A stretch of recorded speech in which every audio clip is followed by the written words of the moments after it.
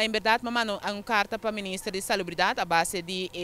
expressão do Primeiro-Ministro durante a rueda de prensa. Honestamente, me tenho que bisa com minha boca aqui da rancho abrir. Ora, me atende o Primeiro-Ministro bisa com o CMC tem falta para motivo que eu não atuma medida mais na tempo. De com essa aqui, para motivo que mim essa toma nota, for de prometo dia de fiesta, CMC lança grito de petição de ajudança no governo, que hasta primeiro-ministro a posta essa aqui riba no Facebook e a 3 de janeiro, o ministro da bisa que nota batasa. Tá dando a impressão que o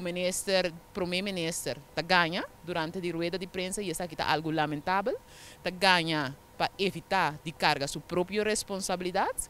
ganha para assim o povo não tome bambisa na malo para hecho com o que tem 4.000 gente infectada com o vírus de COVID, 22 gente dentro do hospital, então isso aqui está algo que é sumamente lamentável. O ministro que é responsável para CMC, que é a senhora Peter Sianga, que é um mestre está bom informar aqui quanto paciente tem CMC, quanto cama tem dentro CMC, quanto tradutor tem dentro CMC, tem mais que luna perdi, simplesmente não está disponível para o país Corsol abandonar nosso país durante a pandemia aqui, fim de ano, então essa aqui está algo que nós por mira a essa consequência e nós por sentir a consequência aí também. Me tenho que informar que tem rumor que também rond que o senhor ministro tem COVID e para mal manejo de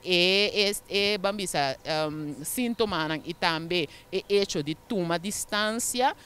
Grande parte do gabinete do senhor ministro Peter Sianga está infectado com COVID. E se a informação que está correta, nós primeiro-ministro nós informamos a comunidade corretamente e nos ministros de salubridade, como este salvaguardia a saúde de nossa comunidade, mas nós toma bambisa rienda de situação aqui e falha com a regra de COVID.